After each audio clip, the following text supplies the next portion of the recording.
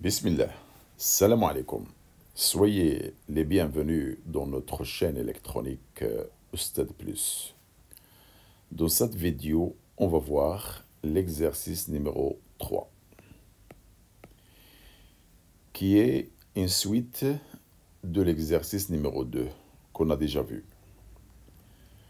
Puisqu'on n'a pas terminé l'exercice numéro 1, voilà, j'ai essayé de faire l'exercice numéro 3, dans lequel je vais refaire 2 questions principales et faire ensuite des questions qu'on n'a pas vues. Bien.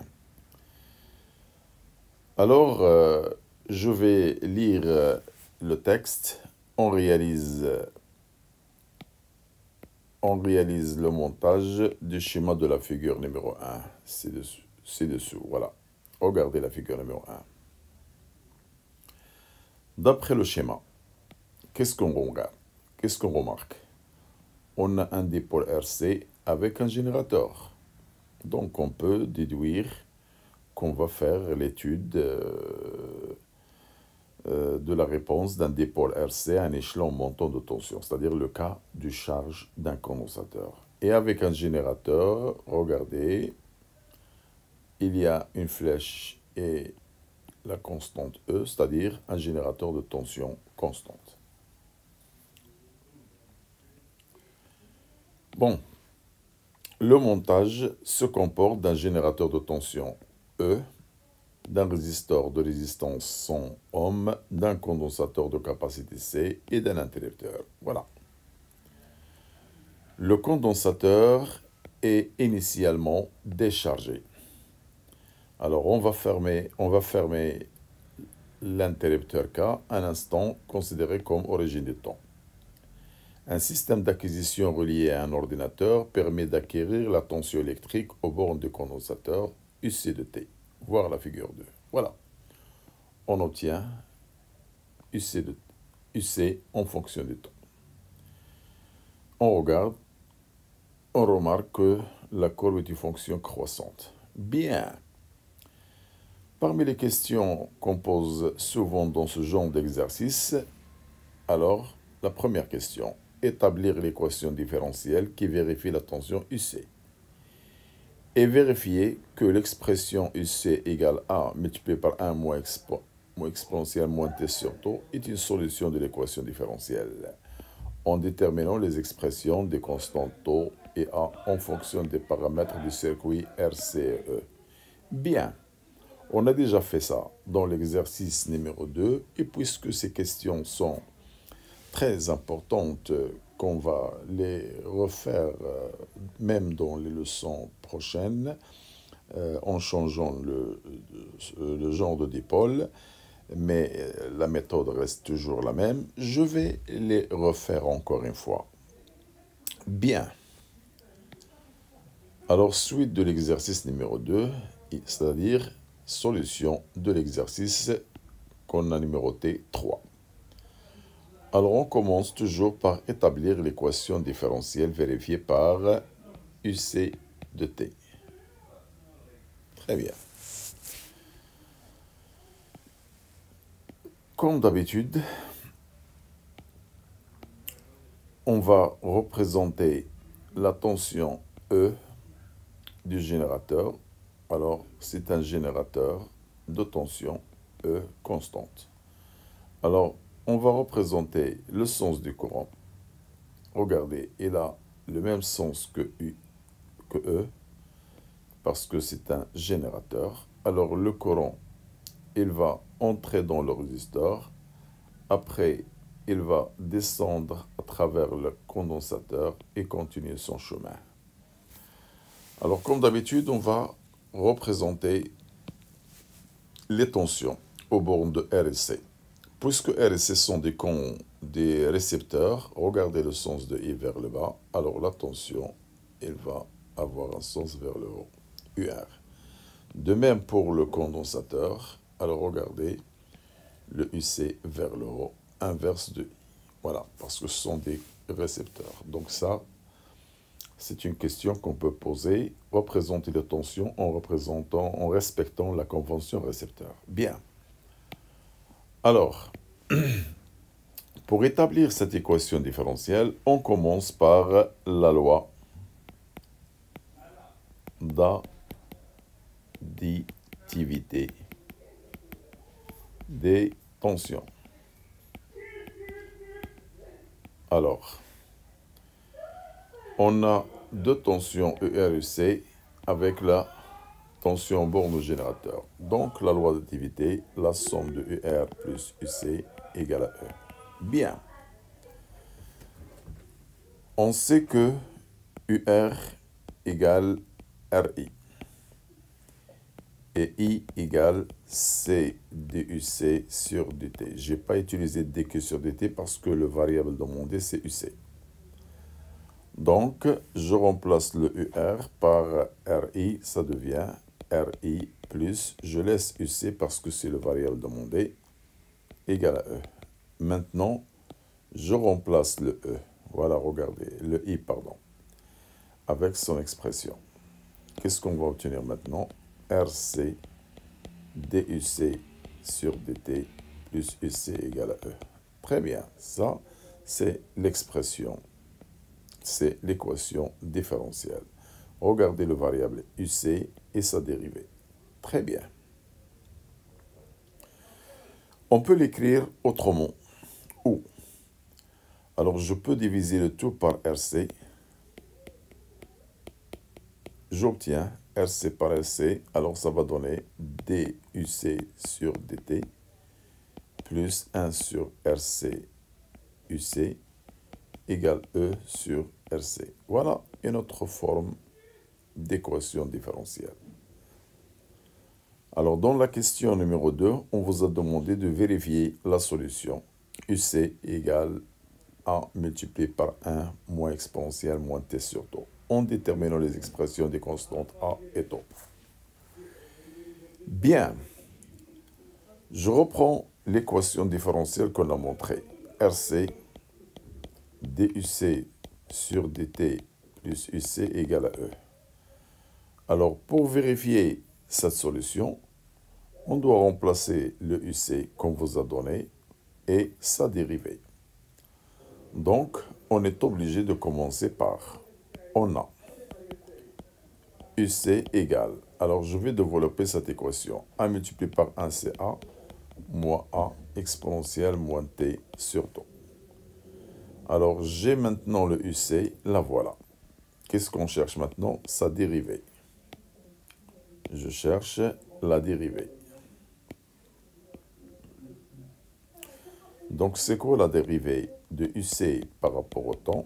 Alors, c'est la dérivée de la constante moins la dérivée de cette expression. La constante, sa dérivée est 0. Moins, je reprends un rappel des propriétés de dérivée. Alors, la dérivée par rapport au temps d'une constante est égale toujours 0. Et la dérivée par rapport au temps de l'exponentielle moins t sur tau, c'est toujours moins 1 sur tau, voilà, exponentielle moins t sur tau. Et si jamais on a une constante, moins t sur tau, voilà, je fais sortir le a, et je reprends la dérivée de l'exponentielle comme avant, c'est moins 1 sur tau, exponentielle moins t sur tau. Alors, en respectant ces propriétés, je peux continuer. Je reprends la dérivée de UC, voilà, c'est duc sur dt, égale la dérivée de A, c'est 0, moins la dérivée de cette expression, c'est celle-là, voilà. Donc, est égal moins A multiplié par moins 1 sur tau, exponentielle moins t sur tau. Je vais l'écrire autrement. Le moins avec le moins, ça donne un plus, donc j'aurai A sur tau, exponentielle moins t sur tau. Très bien. Qu'est-ce qu'on va faire maintenant? On va remplacer le UC là et sa dérivée ici. Alors, je vais numéroter cette équation 1. Alors, dans 1, on remplace dans 1. Qu'est-ce qu'on va obtenir maintenant? Regardez, le RC, la voilà. Au lieu de DUC sur DT, je peux écrire cette expression. Alors, c'est A sur taux exponentielle moins T sur taux. Plus, au lieu de UC, je vais écrire cette expression développée. Voilà, A moins A exponentielle moins T sur taux. La somme est égale à quoi? À E. Voilà, égale à E. Très bien. Alors, qu'est-ce qu'il nous reste maintenant à faire? Les expressions, regardez, A exponentielle moins T, il est là aussi dans cette expression. Par contre, ce A, il n'a pas d'exponentielle. Je vais la faire passer de l'autre côté. Alors, E, c'est déjà là. Le plus A, il devient moins A. Et je factorise par A exponentielle moins T sur taux. Multiplier. Alors, qu'est-ce qu'il me reste là? Il me reste RC sur taux. Voilà. Je vais l'écrire. RC sur taux. Et là, il me reste 1 moins 1 égale. Une fois on arrive là, on va toujours faire la même chose. Cette expression, elle est toujours différente de 0. Parce que l'exponentielle, il ne peut atteindre 0 que lorsque t tend vers l'infini. Alors que le cas du charge-décharge, ça dure quelques fractions ou quelques secondes. Donc, il est toujours différent de 0. Donc, on va écrire, quel que soit t, quel que soit le temps, A exponentielle moins t sur taux, pour la charge ou la décharge, il est différent de 0. Alors, en mathématiques, cette expression est différente de 0. Si celle-là égale à 0, autrement dit, la dernière, ça va être aussi 0. Donc, on peut écrire RC sur taux moins 1 égale 0 et E moins A, donc il est égal aussi 0. Je peux continuer. Alors, cette expression, il va me donner exactement taux égale RC. Alors que celle-là, il va me donner A égale E. Et voilà, j'arrive à déterminer les expressions de taux et de A. Comme ça, je peux maintenant écrire que la solution qu'on vous a donnée, UC, qui est égale à A multiplié par 1 moins exponentielle T sur taux, alors s'écrit UC de T, parce qu'elle dépend de temps, au lieu de A, je vais la remplacer par E multiplié par 1 exponentielle moins T sur taux. Avec une condition taux égale RC. Très bien. Donc, cette solution, ça devient une loi pour nous. On peut l'exploiter pour d'autres questions. Mais la condition, c'est taux égale RC. Et taux, on l'a déjà appelé la constante du temps du dipôle RC. Alors, je vais vous montrer maintenant que ici de T, il est bien une solution, mais à condition que taux égale RC. Je peux remplacer là. Regardez, je remplace le taux par RC. RC avec RC, ça donne 1. 1 moins 1, c'est 0. Et voilà 0 multiplié par cette expression égale 0. Et ça va devenir, regardez, le A, c'est égal à E. Donc E moins E, c'est 0. Donc il est vérifié. Très bien. Je reprends maintenant la question numéro 3. Alors, jusqu'à maintenant, on a refait le même travail de l'exercice numéro 2. Maintenant, on va continuer l'exercice numéro 2. Alors, c'est pour cela que je l'ai nommé exercice numéro 3. En utilisant le graphe de la figure 2, regardez la figure 2, UC en fonction de T. Alors, on vous a demandé de déterminer la force électromotrice E du générateur. Bien. Alors, qu'est-ce qu'on va écrire? Alors, regardez, troisième question, 3.1. Alors, on cherche la force électromotrice. Alors, qu'est-ce qu'on vous a dit dans le résumé de cours? Que lorsqu'on charge le condensateur, à la fin du charge, UC, il prend une valeur maximale. Et cette valeur maximale, c'est la valeur de la tension au bord du générateur. Voilà. Il faut retenir cette expression. On aura besoin dans d'autres questions, bien sûr. Donc, je vais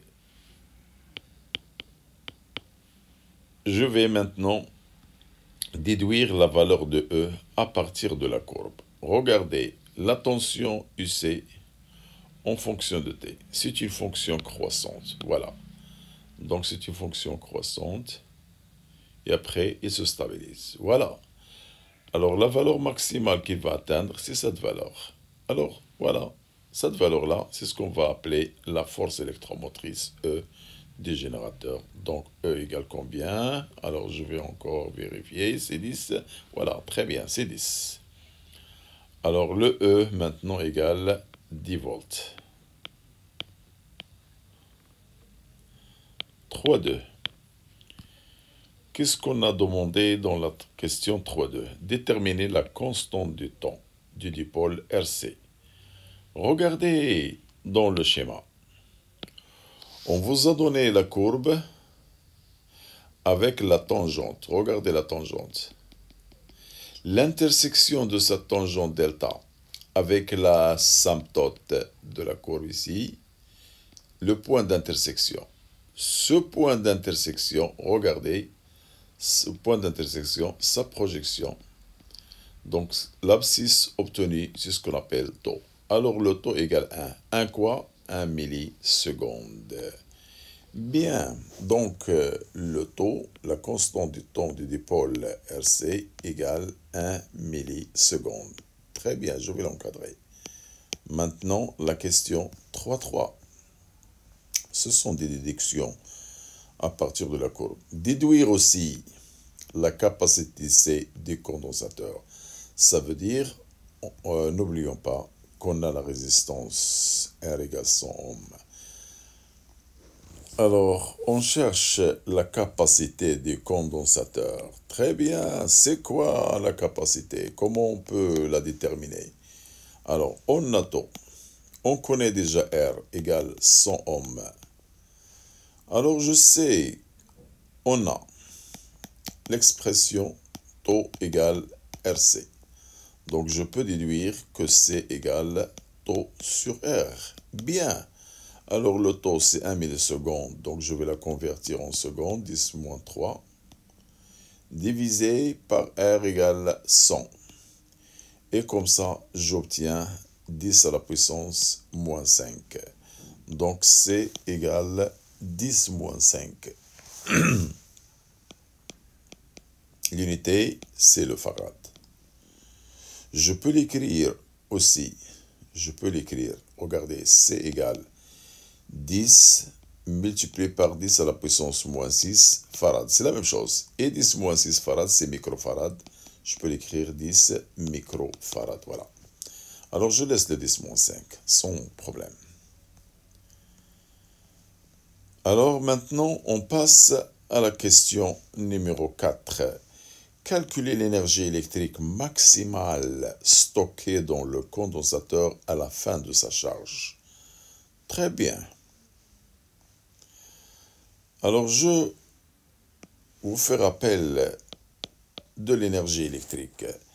La formule de l'énergie électrique, EE, dans un condensateur, bien sûr, au cours de la charge ou de décharge, c'est 1,5 CUC au carré.